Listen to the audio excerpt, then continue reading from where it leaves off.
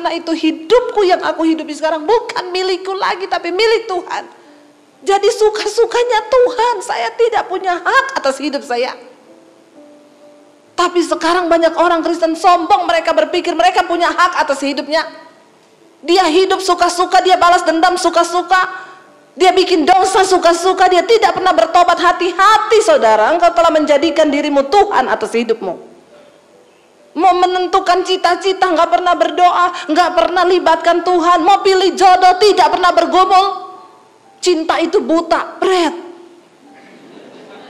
Makanya ketika menikah banyak yang tabrak kanan kiri. Kenapa? Karena buta.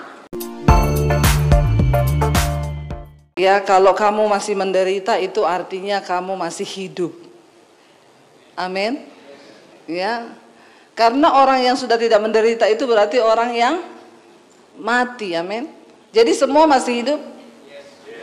Ya, berarti semua siap menderita? Aduh, baru pembukaan kenapa sudah penderitaan gitu ya. Karena saya tuh pengen saudara kita semua mengerti, karena orang itu dulu semua bilang kalau ikut Yesus itu bahagia, ikut Yesus itu wah, yang naik motor jadi naik mobil, yang punya rumah satu jadi punya rumah tiga. Kita itu mendengarkan iklan-iklan tentang kekristenan. Sehingga yang saya dapati di lapangan orang Kristen banyak yang klepek-klepek bahkan menjual Tuhan. Kenapa kok setelah saya menjalani hidup ikut Yesus nggak seperti yang diomongin pendeta ya? Kata pendeta itu kalau saya ikut Yesus masalah saya selesai, ya utang saya Tuhan yang bayar. Sampai kalau ada yang nagih utang saya nggak mau bayar. Kenapa? Yesus sudah bayar utangku. Saudara, ketika saya terima Yesus tidak seperti itu. Ya, kenapa? Karena Tuhan panggil kita untuk hidup di dalam kerajaan Allah. Apa itu kerajaan Allah? Roma 14 ayat 17 berkata, sebab kerajaan Allah bukan soal makanan, minuman, pakaian, bukan soal rumah mewah, bukan soal mobil mewahmu, bukan soal jumlah depositmu di bank, tapi soal kebenaran, damai, sejahtera, dan suka. Waktu saudara tinggal dalam 3 hal ini sudah di sorga walaupun masih di bumi. Amin. Ini yang Yesus bawa ke dunia. Yesus datang ke dalam dunia bukan bawa agama Kristen. Jadi tidak ada satupun agama yang bisa menyelamatkan orang termasuk agama Kristen. Kalau saudara punya KTP Kristen, cuma KTP-mu tok yang Kristen, maka nanti kalau pengangkatan jangan kaget, dompet saudara terangkat naik ke sorga. Ya, lalu saudara bilang, kok cuma dompet saya? Iya, karena KTP-mu yang Kristen. Alkitab berkata kerajaan Allah itu bukan makanan enak, ya, bukan soal minuman, bukan soal sesuatu yang sifatnya tidak kekal. Rumah mewah, mobil mewah, bukan itu. Kerajaan Allah ini yang dibawa Yesus ke dunia. Yohanes Pembaptis tampil mempersiapkan jalan bagi Tuhan. Dia bilang apa? Bertobatlah, bertobatlah karena kerajaan Allah sudah dekat. Kedatangan Kristus ke dalam dunia itu digambarkan sebagai kedatangan kerajaan Allah. Ini yang Yesus bawa nih. Supaya kita yang sudah hidup dalam kerajaan setan di dunia ini dipindah. Makanya kita disebut eklesia, gereja, kumpulan orang yang telah dipanggil keluar dari gelap kerajaan setan masuk dalam terang yang ajaib.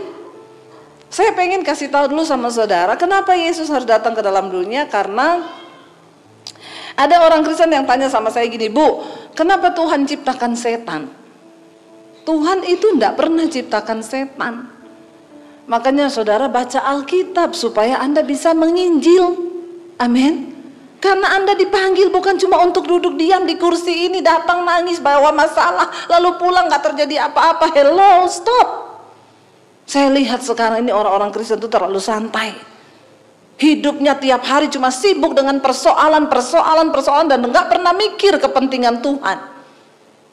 Kita ada di dunia ini untuk melakukan kehendak Bapa. Apa kehendak Bapa? Supaya semua orang diselamatkan. Amin. Nah, ada orang Kristen yang tanya, Bu, kenapa Tuhan menciptakan setan? Tuhan tuh tidak pernah menciptakan setan. Pertama kali Tuhan menciptakan malaikat di surga, namanya Lucifer. Kerjaannya itu memimpin pujian. Lalu dia pengen jadi sama seperti Allah. Lalu Alkitab berkata karena dia pengen sama seperti Allah, dia terbuang dari surga, dibuang kemana? Ke bumi. Waktu itu bumi masih kosong, belum ada kita. Lalu Tuhan ciptakan manusia serupa dan segambar dengan Allah. Pertama kali kita diciptakan, kita ditempatkan di mana? Di Taman Eden. Di mana tuh Taman Eden? Cari di Google Map. Taman Eden berbicara tentang gambaran surga, the presence of God, kehadiran Tuhan. Ya, manusia nggak perlu kerja di sana, manusia hidup dalam damai sejahtera dengan Tuhan. Lalu akhirnya manusia memberontak dengan dosa yang sama, yaitu ingin jadi sama seperti Tuhan, kayak Lucifer kan. Alkitab berkata dari Taman Eden kita dibuang kemana? Ke bumi juga kan. Berarti kita hidup satu nusa kambangan sama setan. Amin apa amin? Jadi saudara mau cari enak di bumi ini? Halo, saya pengen buka pemahaman kita nih sebagai orang Kristen. Kita dibuang ke bumi, setan sudah lebih dulu dibuang ke sini, dan ketika dia dibuang, dia membangun kerajaan dan sistem pemerintahannya di bumi. Makanya Yesus berkata, dunia dan segala isinya sudah diberi di bawah kuasa si jahat. Lalu semua orang yang hidup ke dalam dunia ini otomatis ada di bawah pemerintahan setan. Bahkan Alkitab berkata, bahkan sejak dari dalam kandungan kita sudah dikandung di dalam dosa. Kenapa Yesus harus datang? Yesus datang membawa kerajaan Allah. Karena di bumi sudah ada kerajaan setan. Apa itu kerajaan Allah tadi? Roma 14 ayat 17. Makanya jadi orang Kristen itu nggak usah sibuk sama yang aneh-aneh. Saya itu harus gini, harus gitu. Nggak, ini aja dulu dilakukan nih. Kalau engkau hidup, dan ini kerajaan Allah yang Yesus bawa. Ya, apa yang ada dalam kerajaan Allah? Yang pertama ada kebenaran. Alkitab berkata di mana ada kebenaran di situ tumbuh damai. Jadi yang berbahagia di dunia ini bukan orang kaya, bukan. Orang yang hidup dalam kebenaran. Amin. Kalau hidupmu dalam kekudusan enak, nggak ada satupun yang bisa mengintimidasi engkau. Di mana ada kebenaran, di situ tumbuh damai sejahtera. Waktu ada damai pasti suka cita. Nah, kalau dalam kerajaan Allah ada kebenaran, damai sejahtera, dan sukacita, maka dalam kerajaan setan ada apa? Dosa. Kebalikannya ini. Ya. Kalau orang tinggal dalam kerajaan Allah itu ada damai hatinya, dalam kerajaan setan ada galau.com. Enggak damai, galau terus saudara. Ya, lalu karena galau, banyak dosa, lalu tidak ada sukacita, marah. Tidak usah angkat tangan. Di dalam hati saja. Ini aja yang jadi tolak ukur. Anda itu benar-benar Kristen yang sudah dipindah, atau masih orang dunia yang duduk di gereja? Karena tidak semua orang Kristen yang duduk di gereja itu anggota kerajaan Allah, nggak semua. Ada yang datang cuma bikin-bikin panas kursi gereja. Hidupmu nggak pernah berubah. Di rumah marah-marah, tinggal dalam dosa, tidak pernah bertobat sekalipun sudah pelayanan. Nggak peduli. Ukuran dari kekristenan bukan dilihat dari pelayanan kita. Saya mau bilang buat sama yang sudah pelayanan ini di atas mimbar. Saya duluan dimulai dari saya, karena saya yang ngomong. Bukan jaminan ketika orang berdiri di mimbar ini sebagai pengkhotbah. Bukan jaminan ketika worship leader di sini membawa kita nari-nari, lompat-lompat.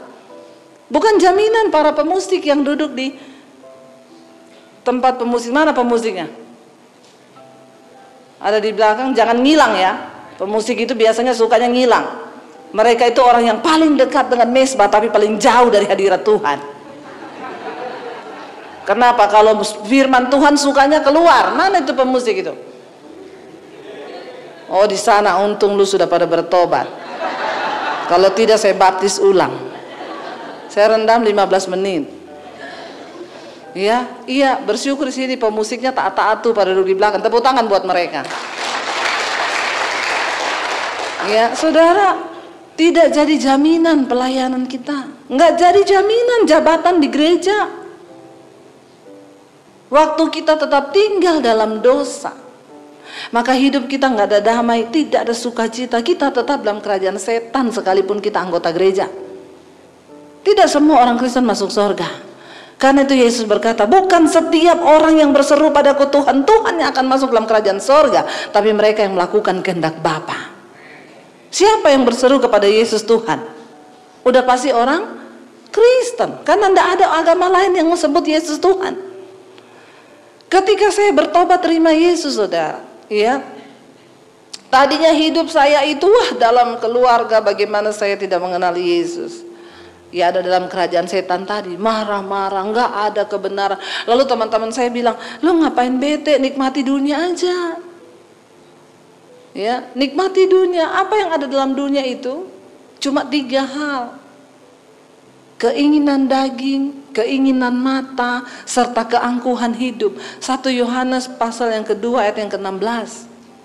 Sebab semua yang ada dalam dunia ini, yaitu keinginan daging, keinginan mata, serta keangkuhan hidup, bukanlah berasal dari Bapa, melainkan dari dunia.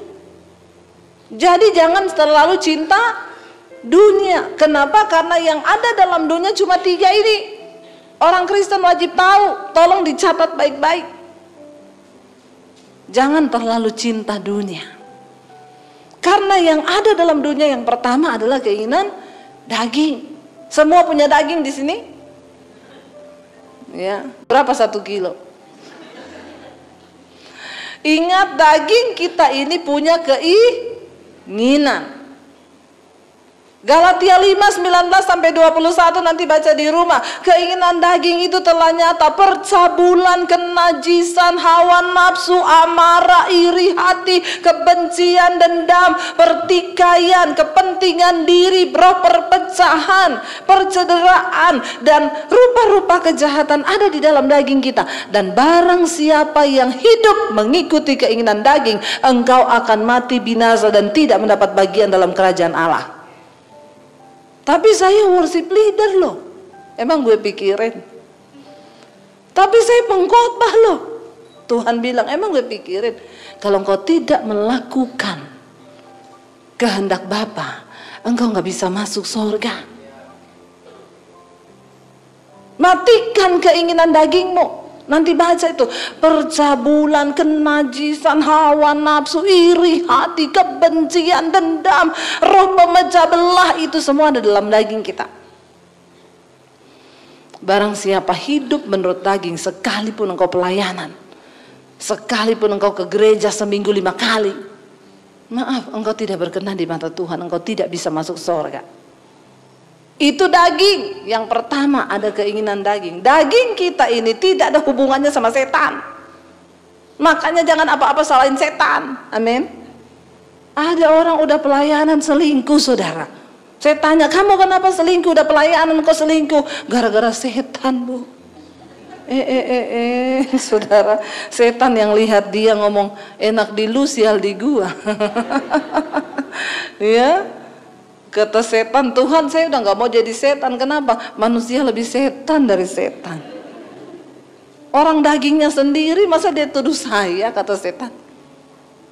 Ini daging, nggak ada hubungannya sama setan. Makanya teman saya pernah tanya gini, Bu, Ibu kalau di pelayanan di gereja-gereja kecil, di desa gitu, ada orang yang kerasukan nggak? Saya bilang banyak kalau di desa-desa. Kalau di kota-kota besar, Bu, di jemaat gereja besar, ada nggak yang lagi ibadah kerasukan? Nggak ada loh. Nggak pernah ada memang. Dulu di Jakarta ada gereja besar, saudara. Lagi puji-pujian ada bapak-bapak jatuh menggelepar. Saya lari kan, mau saya tengking. Dalam nama Yesus, istrinya bilang, nggak usah, Bu, kenapa? Epilepsi. Saya kira setan, saudara. Makanya saya gini, kok ada ya di kota besar kerasukan? Tumben ternyata epilepsi. Saya tanya, terus sadarnya kapan? Nanti sadar sendiri, biarin aja, Bu. Lalu jemaat tanya sama saya, kenapa Bu di kota besar itu tidak ada orang kerasukan? Ini jadi pertanyaan penting juga buat saya ya. Iya ya, kenapa ya? Lalu Roh Kudus kasih saya hikmat. Kamu tahu nggak kenapa di kota-kota besar tidak ada lagi orang kerasukan? Karena di kota-kota besar itu setan sudah tidak bekerja. Ya, kalau ada ibadah begini tuh setan cuma kontrol. Ya, setan kontrol. Dia tanya sama temannya gini, lancar coy, lancar. Yang datang banyak, oh penuh. Oh iya, lancar berarti. Lanjutkan. Setan bilang, nggak usah ganggu lagi mereka. Kenapa? Dagingnya aja udah gede. Setan tuh sudah tidak perlu bekerja. Setan bilang, nggak usah dirasukin, nggak usah, udah kerasukan sendiri sama dagingnya. Saya ngomong begini tuh sambil bercanda, tapi sebenarnya dalam. Harusnya Anda mengerti, amin. Sering kali daging kita ini melebihi setan. Saya takutnya setan lebih rohani dari kita. Lalu Alkitab berkatakan di dalam Yakobus, engkau percaya hanya ada satu Allah saja, itu baik. Tapi setan juga percaya akan hal itu dan mereka gemetar. Engkau percaya hanya ada satu Allah saja, itu baik. Tapi setan juga percaya dan mereka gemetar akan hal itu. Jadi kalau iman kita cuma sampai dipercaya, berarti level iman kita sama dengan imannya. Kalau levelnya orang Kristen imannya cuma percaya tok, maaf, maka level imanmu sama dengan, biasa aja ngomong setannya. Nih ya, sama dengan setan. Malah saya takut setan lebih rohani dari kita, saudara. Nih ya.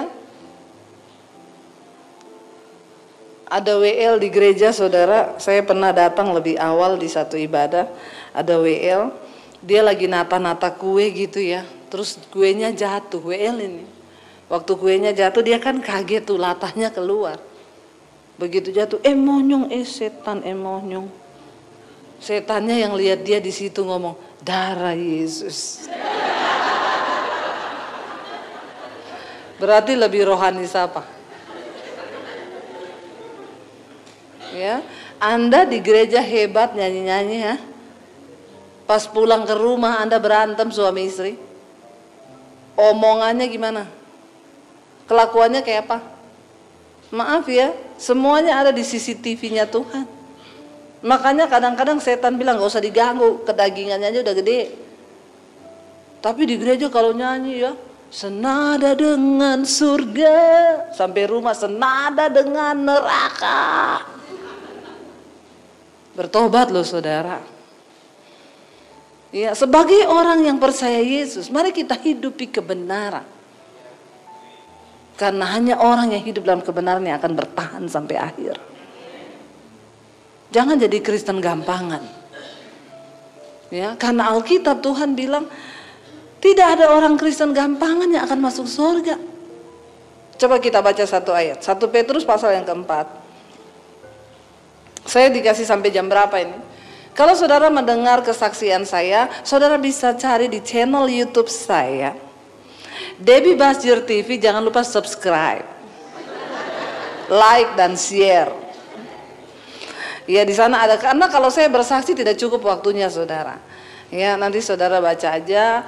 Tapi poinnya itu pokoknya saya terima Yesus tahun 95 karena saya mencari, lalu saya mau bunuh diri, hidup saya jatuh dalam lembah kekelaman dan akhirnya saya mau dibunuh sama orang tua saya karena saya jadi Kristen.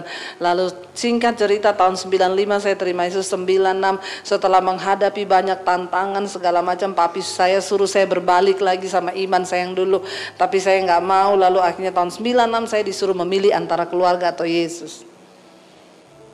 Dan akhirnya saya pilih Yesus.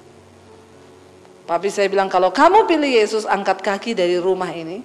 Jangan anggap kamu punya keluarga. Jangan bawa satupun dari ijazahmu. Saya mau lihat Yesus kasih makan kamu pakai apa. Saya bukan orang yang cuma sekedar bicara berteori. Saya mengalami Tuhan secara pribadi.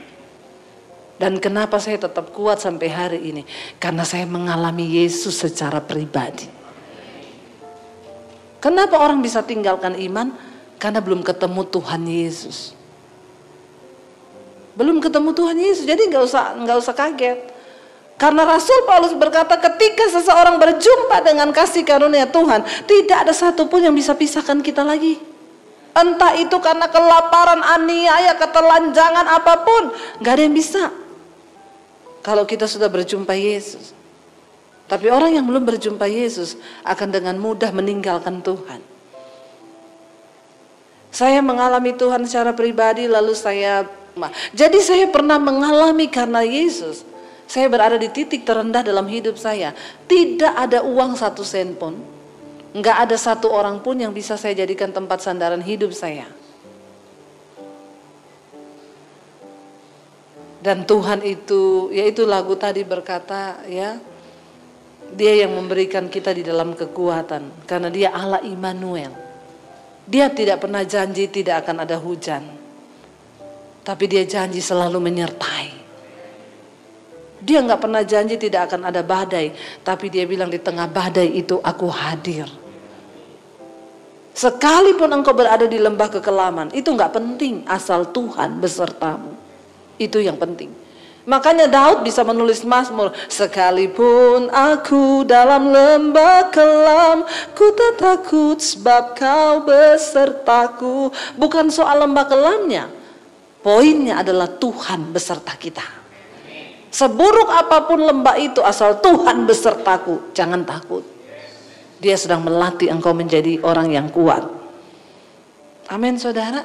Yuk, 1 Petrus pasal yang keempat ayat yang pertama berkata begini, kita baca sama-sama.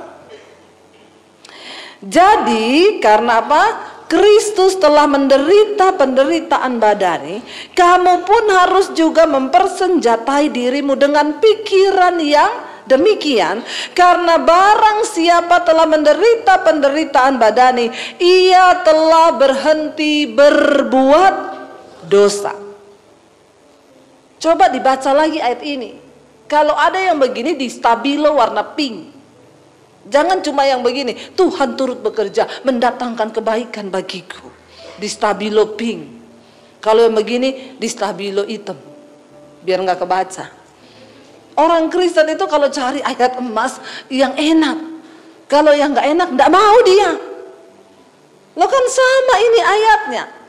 Ayat ini berkata, jadi karena Kristus telah menderita penderitaan badani, kamu pun harus juga apa? Mempersenjatai dirimu dengan pikiran yang demikian.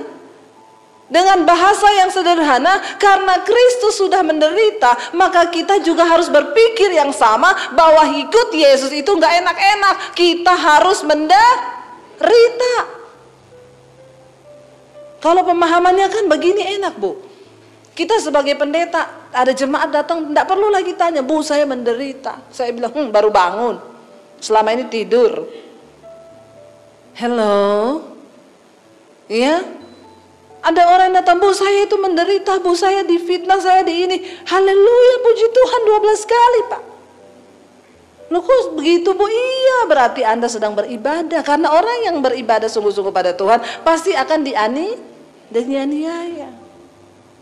Kalau saudara belum dianiaya, saya doakan supaya dianiaya.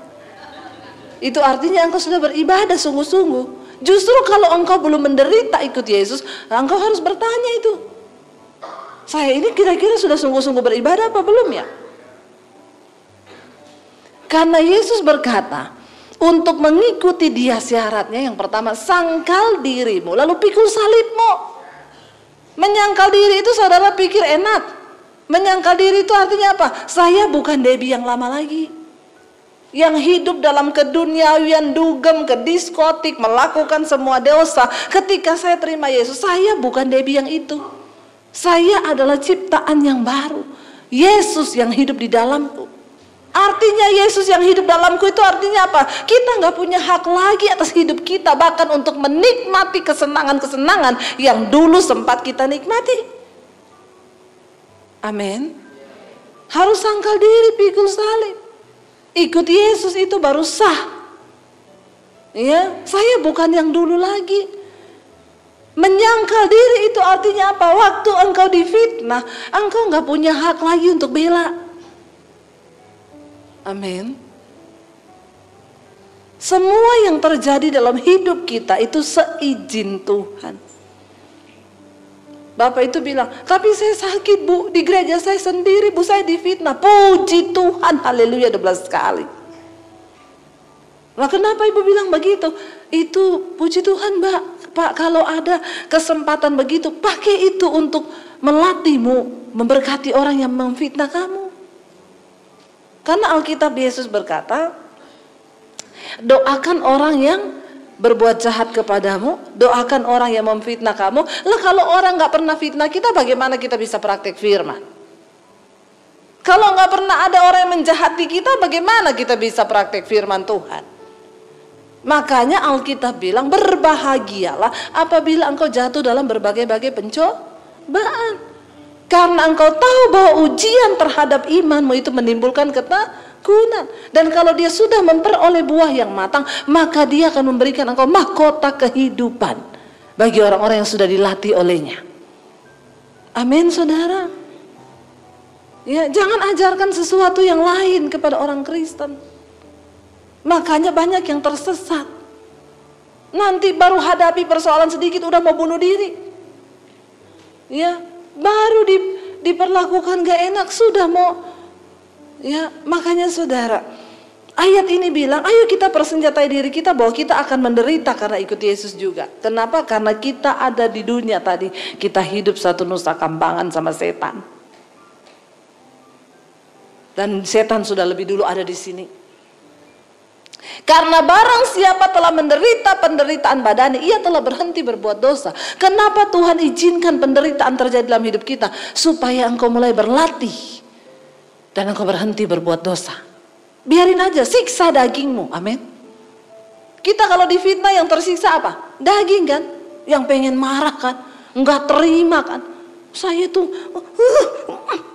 nggak bisa saudara. Engkau harus merendahkan diri. Saya pernah difitnah orang. Yang fitnah saya anak Tuhan juga, bukan yang nggak tahu firman. Kalau yang fitnah kita orang belum kenal Tuhan, enak ada ayatnya, ampuni dia Tuhan, karena dia tidak tahu apa yang dia lakukan. Tapi kalau yang fitnah kita anak Tuhan, kita harus merubah sedikit firman Tuhan. Ampuni dia Tuhan, karena dia tahu apa yang dia lakukan, tapi dia pura-pura tidak tahu. Iya, benar nggak saudara?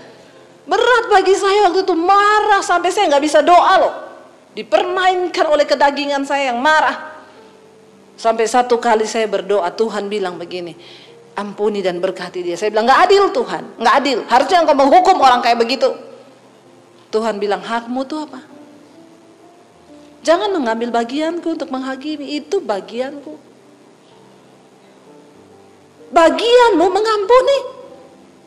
Kenapa orang Kristen hidupnya jadi ribet? Karena pengen ambil bagiannya Tuhan. Dia nggak mau lakukan bagiannya. Ada bagian kita, ada bagiannya Tuhan. Lalu kita berdoa buat dia dalam nama Yesus. Celaka kau 7 turunan. Siapa kita? Tuhan bilang itu bukan hakmu. Bagianmu sekarang doa buat dia, ampuni. Berat nggak saudara? Berat. Saya mau sebut namanya sampai mulut saya bergetar. Berkali-kali mau sebut namanya nggak bisa. Ya, awalnya masih mau sebut Tuhan, setan itu dalam nama Yesus ampuni. Ya, berjuang melawan kedagingan. Akhirnya lama-lama mulai bisa lepaskan pengampunan. Terus besok lupa gitu? Enggak. Besok sehari 24 jam kan. 34 kali iblis datang. Bayangkan mukanya. Ya, lalu ngomong ini, orang itu jahat banget ya. Padahal udah ngerti firman loh. Kenapa dia berbuat begitu sama kamu? Saya ingat lagi. Apalagi kalau lagi di dapur ngulek sambal, ingat mukanya dia, saya bayangkan dicolek itu saudara, cobek itu. Pedes kau. Ya. Lalu tapi Roh Kudus mulai datang, lepaskan pengampunan. sambil marah, aku mengampuni dia Tuhan dalam nama Yesus. Ya, sebut lagi namanya. Sehari 34 kali iblis, bayangkan 34 kali Anda sebut namanya. Dalam nama Yesus aku berkati dia Tuhan. Haleluya, amin. Ya, besok udah mulai turun tuh setan. Akhirnya 30 kali toh. Anda sebut lagi 30 kali. Akhirnya besoknya tinggal 24 kali. Besoknya tinggal 20. Besoknya sampai saudara, setan datang ingetin, kurang ajar banget nggak orang itu. Lalu kita tersenyum, terima kasih Tuhan, karena Engkau pakai dia untuk membentukku. Kok nggak ada amin? Amin. Hidup ini kan begitu, ikut Yesus. Menyangkal diri itu begitu. Tuhan izinkan supaya apa? Engkau berhenti berbuat dosa. Matikan dagingmu itu. Biar menderita, biar nggak apa-apa. Lalu ayat yang berikutnya berkata apa? Ayat yang kedua. Kenapa Tuhan izinkan penderitaan supaya kita ini? Yang pertama daging kita mati, ya, dan kita berhenti berbuat dosa. Yang kedua adalah supaya apa? Waktu yang sisa jangan kamu pergunakan menurut keinginan manusia, tetapi menurut kehendak Allah. Saudara, siapa yang sudah merasa hari-hari ini hidup bagi kehendak dan kepentingan Tuhan? Siapa yang masih merasa hidup bagi kepentingan diri sendiri? Enggak ada juga. Maunya saudara tuh apa? Yang merasa sudah hidup bagi kehendak Tuhan, berburu apa sih maunya Tuhan bagi hidup saya itu, coba angkat tangan. Harus bikin KKR di sini Pak, tentang bagaimana mengerti kehendak Tuhan. Pada nggak ada loh. Wah, Tuhan Yesus. Yang hidup bagi kepentingan diri sendiri berapa banyak? Kalau saya bertanya, saudara jawab saja, tidak usah takut. Kalau salah saya tidak hukum, benar juga tidak saya kasih sepeda. Jadi santai aja ya. Yang tidak angkat tangan itu orang sombong. Kenapa? Karena takut dilihat orang. Tapi oke lah, yuk di dalam diri kita mulai introspeksi. Kenapa Tuhan izinkan penderitaan? Supaya engkau mulai belajar hidup bagi kepentingan Tuhan. Supaya pergunakan waktu yang sisa. Perhatikan kata waktu yang sisa. Yang namanya sisa itu kita nggak pernah tahu sampai kapan. Yang namanya cuma sisa itu berarti tinggal sedikit. Alkitab berkata umur manusia 70 tahun. Buat yang muda-muda jangan sombong dulu. Engkau jangan melirik sama yang rambut putih dan berkata dia duluan berarti lewat. Jangan sombong karena engkau merasa engkau masih muda, karena tidak semua orang mati tua. Amin. Ya, yang muda-muda Alkitab bilang umur manusia sampai 70. Kalau engkau nyampe, bilang yang muda sama kanan kirimu, kalau nyampe lu. Karena banyak yang tidak nyampe. Sekarang itu yang namanya kematian gak pandang umur. Bukan soal tua muda, bukan. Ada yang masih 40 tahun udah mati, 36 tahun mati. Ya, benar. Sekarang itu begitu. Ada yang sampai 100 tahun, tetangga saya 101. Dia bilang doakan opa ya. Doa apa opa? Kayaknya Tuhan lupa sama opa ini. Saya bilang kenapa? Kenapa enggak dipanggil-panggil? Sabar opa, malaikat masih sibuk. Nanti kalau udah gak sibuk juga di absen. Ya pokoknya sabar aja. Habis saya doain saudara, 1 minggu kemudian tetangganya dia 17 tahun meninggal. Dia bilang gini, itu kan harusnya jatah saya, kenapa dia yang ambil? Saya bilang itu jatahnya dia opa. Malaikat itu tidak mungkin salah alamat. Ada yang udah bosan hidup loh. Ya, orang itu kalau hidupnya saya sudah beberapa kali bertemu dengan orang yang di atas 100 tahun. Cuma minta doanya apa? Ibu, doakan biar cepat mati. Makanya kalau berdoa minta umur panjang jangan kebablasan. Karena kalau nggak mati-mati juga repong saudara. Semua yang umur 100 tahun, doakan Bu biar mati. Ya kan saya tidak mungkin berdoa dalam nama Yesus, matilah kau. Kan nggak bisa saudara. Ya. Ayat ini bilang supaya waktu yang sisa. Coba tanya kanan kirimu, sisa waktumu tinggal berapa tahun? Coba tanya, nggak apa-apa. Tanya aja, ya. Waktumu yang sisa itu tinggal berapa? Nggak ada yang tahu kan? Buat saya berapa lama? Buat saudara berapa lama? Nggak ada yang tahu. Ada orang yang sudah menjaga umur hidup itu, benar-benar ekstra hati-hati, ya. Saya punya seorang kenalan pengusaha saudara. Dia punya anak umur 35 tahun. Ini orang kaya banget. Dia bilang, Bu, anak saya ini saya jadikan putra mahkota yang akan menggantikan dan mewariskan seluruh kekayaan saya. Anak ini katanya jaga kesehatan, nge-gym. Ya itu saudara, mau bangun pagi sebelum sarapan berdiri di timbangan dulu.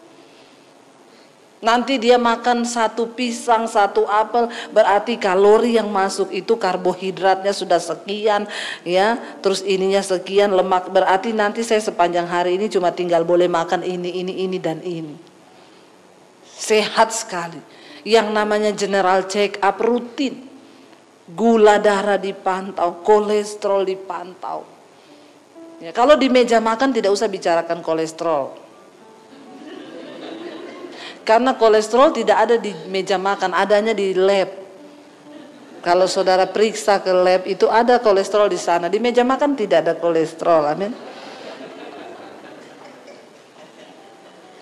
Jadi istri-istri kalau suaminya mau makan gak usah dilarang. Kolesterol lo.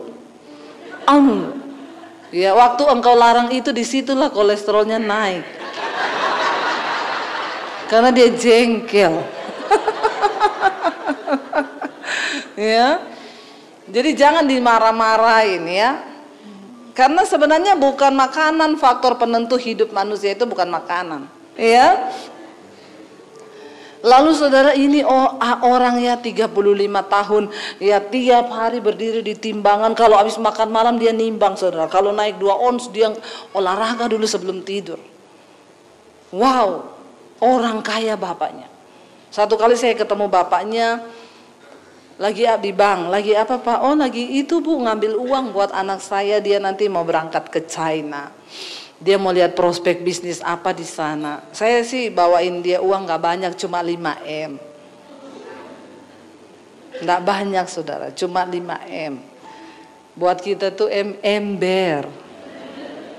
Lalu nanti dia akan lihat prospek apa yang bagus di sana, akan dibawa pulang ke sini. Nggak lama kemudian saudara, berita duka datang, anaknya meninggal di China. Putra mahkota yang tiap hari jaga badan, kolesterol, kadar gula, semua ditimbang, meninggal di China.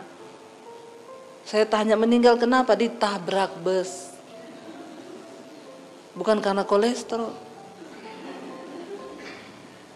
Jantungnya baik. Saya cuma mau bilang buat saudara, waktu yang sisa dalam tanda petik, gak ada satupun yang tahu kan. Alkitab berkata, yuk kita ini pakai waktu yang sisa kita ini untuk apa? Jangan kamu pakai menurut keinginan manusia, tetapi menurut kehendak Tuhan. Moto hidup saya yang selalu saya bagikan di setiap khotbah saya pasti ada. Di doa yang pertama itu pasti ada. Karena hidup kami bukan untuk mencapai semua yang kami inginkan, tapi untuk mencapai apa yang Tuhan inginkan. Saya bilang sama anak saya, dia mau kuliah. Mam, saya mau kuliah apa Dek? Berdoa. Ya, Mami mau bilang sama kamu ya, orang tuh mau kuliah, kita ini sukses dalam hidup kita bukan waktu kita temukan cita-cita kita. Bukan waktu kita dapat semua yang kita harapkan. Kesuksesan di mata Tuhan waktu engkau temukan apa cita-cita Tuhan atas hidupmu. Amin. Dan untuk bisa menggenapi panggilan dan kehendak Tuhan dalam hidup kita, engkau harus mencari Dia. Cari Tuhan. Ada yang tanya sama saya, Bu, tolong tanya dong sama Tuhan dong, panggilan saya itu dari Tuhan tuh apa? Saya bilang, itu tidak bisa diwakilkan. Karena hubungan kita dengan Tuhan, itu gak bisa diwakili. Tuhan berurusan dengan Anda secara pribadi-pribadi. Nanti saudara pulang dari tempat ini mulai belajar dan berdoa, Tuhan apa panggilanmu atas hidupku? Untuk hidup bagi kehendak Allah bukan berarti saudara bilang, oh tadi Bu Debbie bilang kita harus hidup bagi kepentingan kehendak Allah, berarti saya harus masuk sekolah Alkitab. Jangan, nanti saya banyak saingan. Kalau semua mau jadi pengkhotbah, ya, kalau itu bukan panggilanmu, nanti Anda juga stres. Ada orang-orang yang berusaha mau jadi pengkhotbah, nggak gampang saudara. Kalau engkau tidak dipanggil di situ, jangan. Kalau bukan engkau yang stres, jemaat yang stres. Ada seorang pelayan Tuhan bilang sama saya pelayanan di satu gereja, ditemani di ruang hamba Tuhan. Lalu dia bilang gini, Bu, saya lihat ibu pelayanan kemana-mana ya, diundang dari kota ke kota, hampir tiap hari pelayanan. Iya, saya bilang, saya pelayanan bukan cuma hari Minggu saudara. Hari biasa itu 2-3 kali khotbah saya di Jakarta. Mulai dari Selasa, kadang Senin ada, Senin malam. Pokoknya mulai Selasa sampai Sabtu sampai Minggu itu tidak berhenti. Itu panggilan saya. Ada yang bilang gini, dia bilang gini, tapi saya lihat ibu ya diundang kemana-mana karena ibu sih jam terbangnya sudah tinggi ya Bu ya. Makanya kayak saya ini ya Bu, saya kan sekarang sudah master teologian nih di gereja sini Bu, tapi saya nggak pernah di jadwal khotbah sama pendeta saya. Lah bagaimana saya bisa jadi pembicara keliling kalau saya tidak pernah dikasih jam terbang? Kalau jam terbang saya kurang, bagaimana saya bisa jadi pendeta terkenal? Saya bilang, kalau gitu Bapak kayaknya salah jurusan, Bapak masuk sekolah pilot saja. Orang kok bicara pelayanan ngomong jam terbang, jam terbang, jam terbang. Saya bilang, Pak, saya tidak pernah membayangkan saya ada di tempat ini sekarang. Saya tidak pernah punya cita-cita saya mau jadi pendeta terkenal, enggak ada. Saya menjalani panggilan Tuhan dalam hidup saya. Bagian saya hanya menjalani. Taat apa yang Tuhan mau. Saudara pikir saya ini khotbah langsung begini? Sejak saya diusir dari keluarga saya ini dari Poso saudara, lalu saya pergi ke kota Palu, itu 7 jam perjalanan dari kota Poso. Saya tinggal di kos-kosan di sana untuk bisa dapat makan, ada sepupu saya di situ. Untuk bisa dapat makan di sana, kalau mereka udah berangkat kuliah, kerja, ya saya cuci baju, saya nyapu, ngepel, nyetrika. Ada yang pernah tanya begitu? Saya jadi pendeta bukan karena saya masuk sekolah Alkitab, lalu saya keluar jadi MT.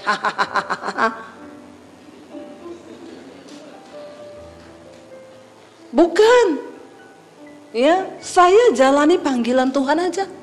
Masalah pengangkatan itu bagian Tuhan, bukan kita.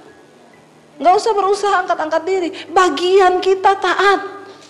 Setiap hari, setiap kali saya berdoa, cuci pakaian setumpuk, cuci piring, nyapu, ngepel, masak. Saudara pikir enak dari saya yang dulu pelatih senam, gaya hidup saya yang seperti itu, lalu tiba-tiba Tuhan bawa daging saya berteriak hancur remuk. Tapi tiap hari saya cuma berdoa, setan datang ngomong, goblok, goblok, balik ke keluargamu sana, bajumu dicuciin sama pembantu, ngapain kamu jadi tukang cuci di sini? Saya tidak kekurangan, keluarga saya cukup untuk membiayai saya, nggak pernah kekurangan uang. Tapi ketika saya terima Yesus, nggak ada uang 1 sen pun. Saya cuci baju di kos-kosan bukan untuk dapat gaji, numpang makan dan tinggal. Tiap hari setan ngomong, goblok, balik ke keluargamu, ngapain jadi Kristen, jadi pembantu. Saya cuma meneteskan air mata di hadapan Tuhan. Saya bilang, iblis, aku telah dibeli dan hargaku lunas dibayar. Karena itu hidupku yang aku hidupi sekarang bukan milikku lagi, tapi milik Tuhan. Jadi suka-sukanya Tuhan, saya tidak punya hak atas hidup saya. Tapi sekarang banyak orang Kristen sombong, mereka berpikir mereka punya hak atas hidupnya. Dia hidup suka-suka, dia balas dendam suka-suka. Dia bikin dosa suka-suka, dia tidak pernah bertobat. Hati-hati saudara, engkau telah menjadikan dirimu Tuhan atas hidupmu. Mau menentukan cita-cita, nggak pernah berdoa, nggak pernah libatkan Tuhan. Mau pilih jodoh, tidak pernah bergumul. Cinta itu buta, pret.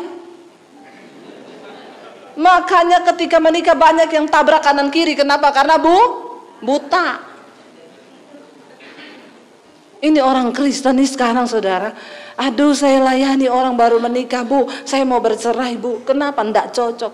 Lah dulu waktu mau nikah tidak berdoa. Lebih baik lama berdoa daripada cepat-cepat menikah tapi nggak bahagia. Amin. Saya dulu ketika pertama kali bertobat, saya bilang, Tuhan, saya tidak mau menikah. Saya cuma mau melayani Tuhan. Sudah cukup bagi saya. Lalu Tuhan bicara kepada saya, tidak bisa, engkau terlalu cantik untuk tidak menikah. Masalah buat lo. Nggak usah tepuk tangan. Jadi saya mulai berdoa, Tuhan kalau saya mau menikah, bagi saya pernikahan itu adalah menggenapi rencana Tuhan. Saya nggak mau menikah dengan pikiran saya sendiri. Tuhan jauhkan, Tuhan kalau saya memilih seseorang yang bukan dari Tuhan, cegah saya untuk menikah. Lebih baik saya tidak menikah sampai tua daripada saya salah menikah. Dengar ya yang muda-muda di sini ya. Mana yang muda-muda ini? Kayaknya orang tua semua ini. Yang belum menikah tolong ya. Anda harus pikir baik-baik. Jangan sampai salah melangkah. Begitu salah melangkah, makanya banyak tuh yang pada mau cerai. Nggak bisa. Kita harus menghidupi standarnya Tuhan, supaya hidup kita bisa menggenapi kehendak Tuhan.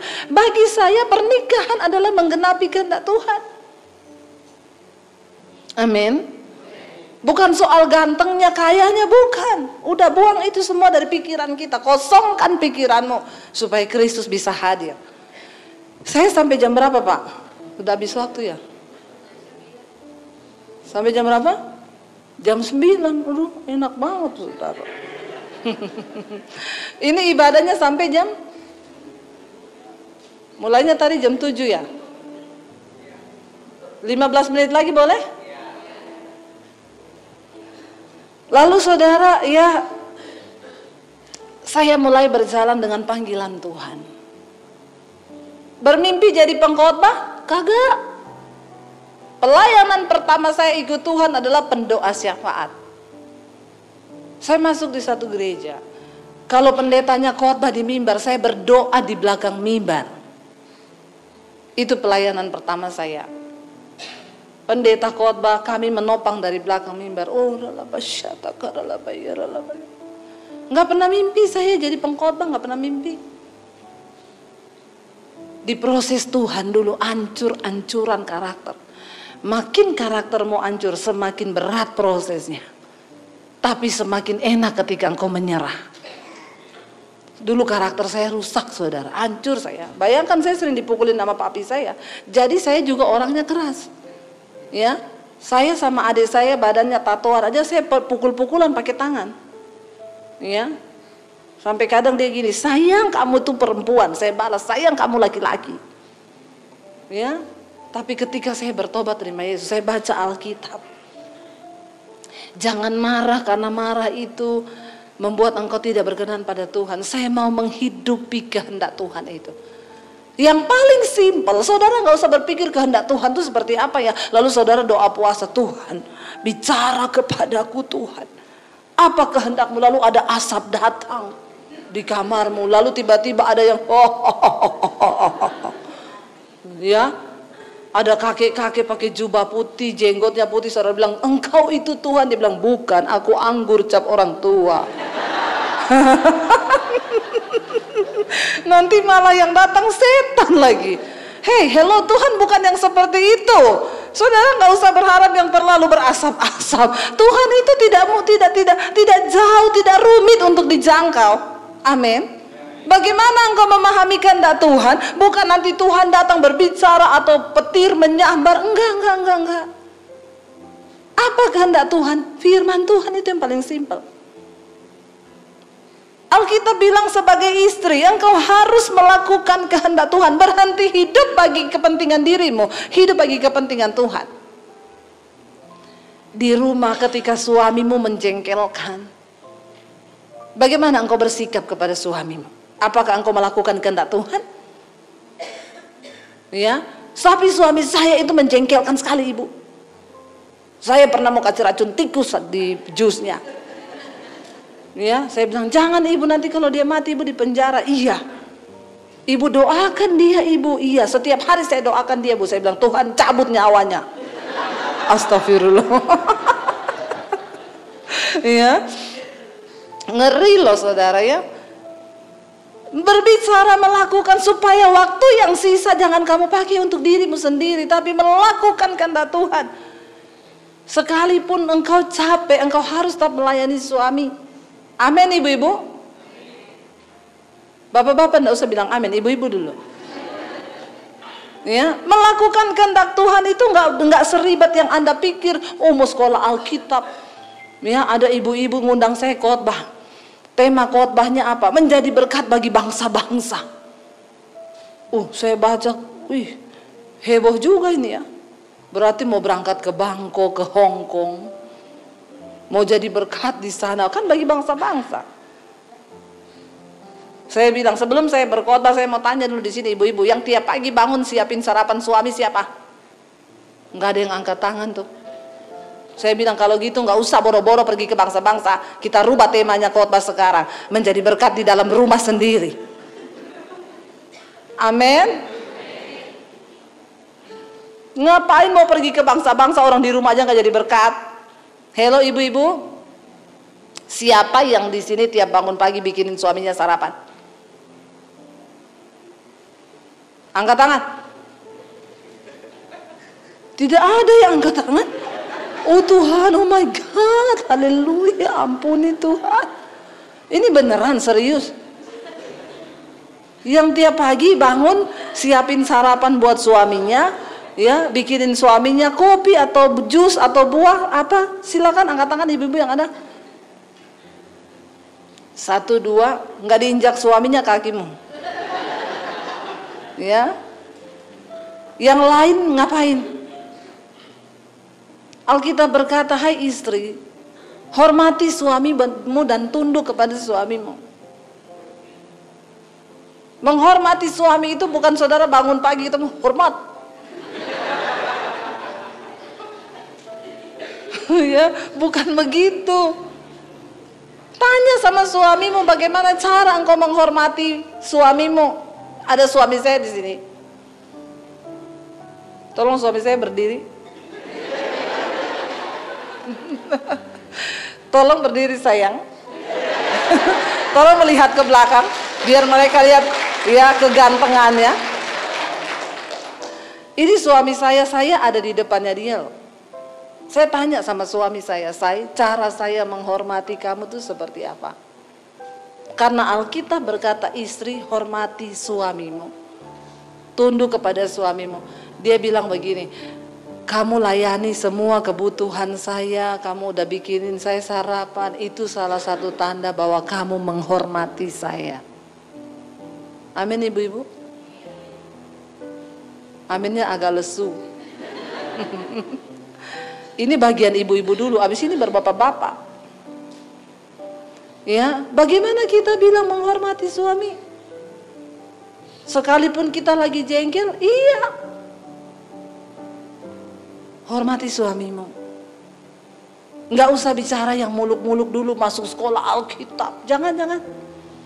Ya, mau jadi pengkhotbah kejauhan, dimulai dari dalam dulu. Lalu bagi suami, kemarin ada seorang suami yang telepon saya, Bu, ini langsung batuk-batuk kenapa ya? Tiba-tiba kok ibu-ibu langsung keselak nih semuanya ya. Kemarin ada bapak-bapak gini, Bu, saya mau minta ayat yang tentang itu dong Bu, apa? Hai istri tunduklah pada suamimu. Saya bilang buat apa Pak? Saya mau kasih lihat istri saya Bu. Kayaknya dia perlu baca ayat itu ada di mana. Saya bilang sebelum saya kasih yang buat istri, saya mau kasih dulu yang buat suami. Amin. Karena banyak orang di rumah tangga itu perang ayat. Sebelum Bapak kasih ke istrimu, saya kasih dulu yang buat Bapak, ya. Ini ayatnya, Pak. Hai suami-suami, kasihilah istrimu sendiri seperti engkau mengasihi tubuhmu sendiri. Dia langsung bilang, masa Bu ada ayatnya? Ada ini.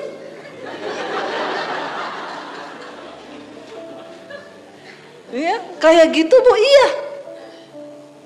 Saya mau tanya sekarang, Bapak sudah mengasihi istri seperti tubuhmu sendiri?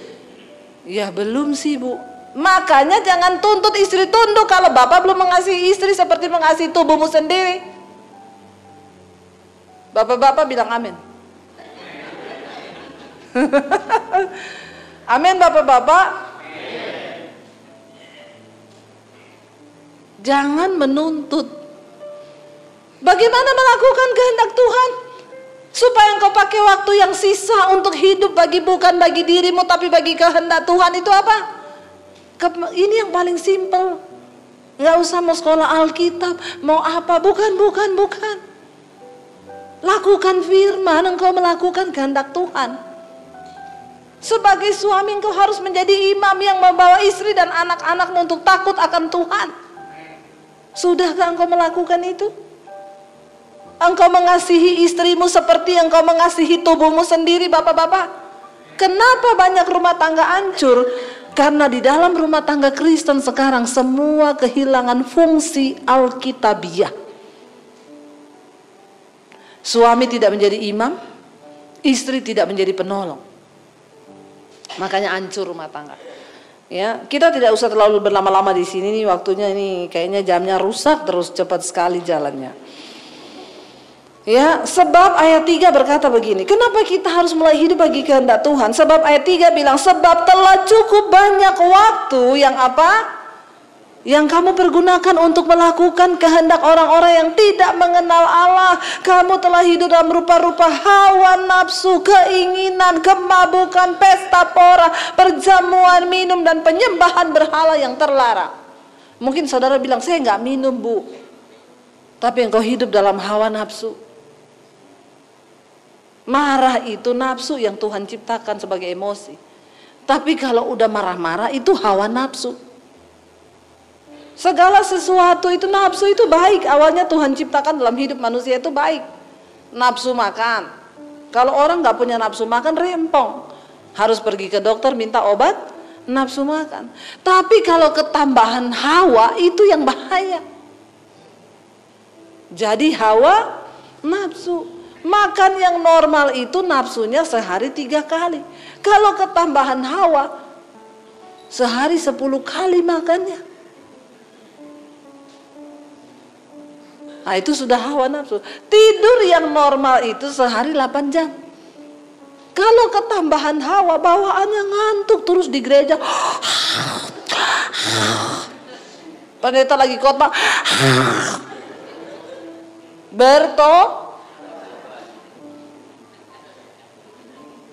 Awas kalau kena hawa. Seks itu nafsu yang Tuhan ciptakan kudus untuk manusia. Karena kalau nggak ada seks kita nggak bisa berkembang biak. Tapi itu dipakai untuk orang yang sudah menikah. Tapi kalau orang kena hawa nafsu seks, apalagi tiap hari sehari 24 jam nonton film porno, Anda kena hawa nafsu. Lihat sapi, itu sapi tidak pakai celana loh. Dari dulu sapi itu tidak pakai celana. Tapi karena otaknya sudah ngeres, kena hawa nafsu. Marah itu juga emosi nafsu. Tapi kalau engkau ketambahan hawa, tiap hari marah. Lihat istri marah, lihat anak marah, lihat setan marah, lihat malaikat marah.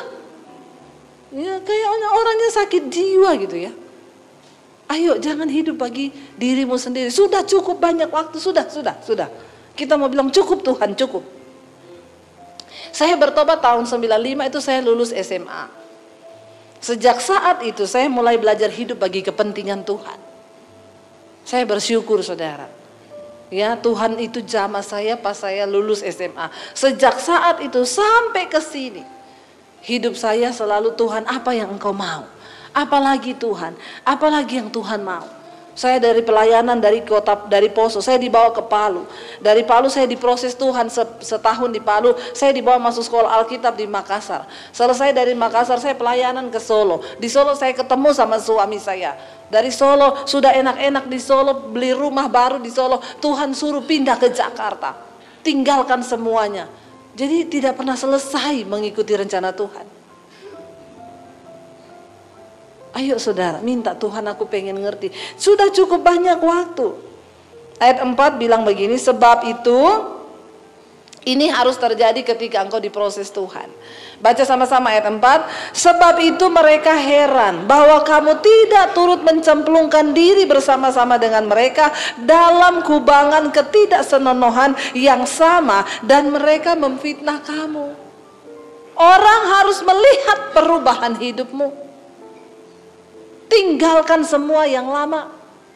Ketika saya bertobat saudara, ya memang saya harus memilih akhirnya meninggalkan komunitas yang salah. Karena terang itu tidak bisa bersatu lagi dengan gelap. Demikian juga gelap tidak bisa bersatu dengan terang. Dan orang harus melihat perubahan hidupmu. Ih, dia kok sekarang beda ya. Dulu kalau ketemu omongannya jorok, kotor terus. Sekarang kok jadi ngomong firman terus ya. Ada perubahan. Adik saya yang badannya tatoan, dulu nongkrong di pinggir jalan, mabok, minum, omongannya jorok. Ketika di zaman Tuhan Yesus, adik saya bertobat tahun 97 waktu kerusuhan Poso yang pertama. Waktu saya jadi Kristen dia mau bunuh saya. Tapi ketika Tuhan Yesus jamah dia, berubah segala-galanya. 180 derajat. Kalau berubah jangan 360 balik lagi. 180 saja. Ya, adik saya meninggalkan teman-teman dulu yang ajak dia minum teman-temannya orang Kristen. Setelah dia jadi Kristen, dia injili, dia nggak masuk sekolah Alkitab, kagak. Dia injilin teman-temannya yang minum, jangan minum-minum. Tubuhmu itu kan bait Allah, bait Roh Kudus. Karena Alkitab berkata, siapa yang membinasakan bait Allah, Allah akan membinasakan dia. Mereka gini, lu pendeta, kok bisa lo tiba-tiba ngerokok bro, yuk minum. Enggak, terima kasih. Lo kenapa kau tiba-tiba berubah? Tuhan Yesus jamah hidup saya. Yang Kristen-Kristen yang diinjili sama adik saya, sekarang mereka jadi pengejek-pengejek di akhir zaman yang ngomong begini, nggak usah sok suci lah, biasa aja, kita ini masih ada di dunia. Mabok terus, ntar kalau mati karena mabok kan. Lambungnya pecah karena meneguk minuman keras. Begitu mati, temannya angkat di Facebook, sampai ketemu di Yerusalem baru. Pret lu, Yerusalem baru mana? Enak aja. Ya. Jangan begitu. Kita harus berubah. Mereka bingung. Ini harus terjadi. Teman-teman saya yang lama ketika saya terima Yesus, ayo deh ke diskotik dugem, enggak. Saya bayarin, enggak. Kenapa? Apa yang dulu merupakan keuntungan bagiku, sekarang ku anggap rugi. Karena pengenalan akan Yesus Kristus Tuhan lebih berguna dari segala-galanya. Amin. Kita cepat saja. Ayat yang kelima, tetapi di sana dikatakan ayat 5, tetapi mereka, ingat saudara, harus memberi pertanggungjawab kepada Dia yang telah siap sedia menghakimi orang yang hidup dan yang mati. Tidak ada satupun yang luput dari penghakiman Tuhan. Kita semua satu saat akan berdiri di hadapan tahta pengadilan Kristus untuk memberikan pertanggungjawaban atas hidup kita semua. Ayat yang ke-6 terakhir berkata, itulah sebabnya maka Injil telah diberitakan juga kepada orang-orang mati, supaya mereka sama seperti semua manusia dihakimi secara badani, tetapi oleh Roh dapat hidup menurut kehendak Allah.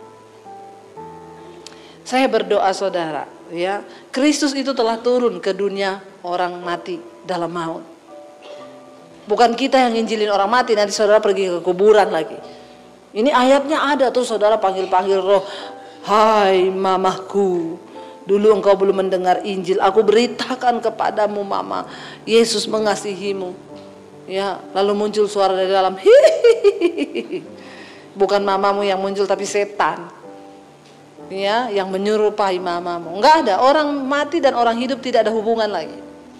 Yesus yang sudah turun ke dalam dunia orang mati untuk memberitakan Injil bagi mereka yang belum pernah mendengar Injil. Tapi sekarang Injil ini sudah diberitakan, makanya tanda kedatangan Kristus. Yang pertama dikatakan ada gempa, perang. Sekarang perang terjadi, saudara. Mudah-mudahan belum memicu perang dunia 3 nih. Ya.